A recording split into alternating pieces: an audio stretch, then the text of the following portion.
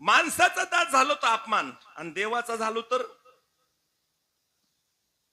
आम्ही भाग्याचे आणि दास पंढरीरायाचे. आम्ही भाग्यवान का तर त्याचे दास आहेत.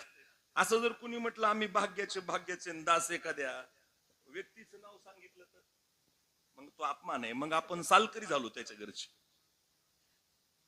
त्या भगवंताच्या सानिध्यामध्ये मिळालेलं दास्यत्व आहे ना, ते सुद्धा तुम्हाला प्राधान्य देतं, मोठेपण देतं.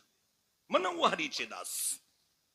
तुम्ही काय करताय आणि कुठल्या स्थितीमध्ये करताय याच्यावरून आपलं मोठेपणात बदल पडतो. बरोबर ना? एखादी व्यक्ती दासच आहे, पण एका ठिकाणी स्त्रियांच्या बाबतीत सांगतोय मी, एखादा पुरुष एखाद्या स्त्रीचा दास असेल तर तो सदोदित अपमानास्पद नाही.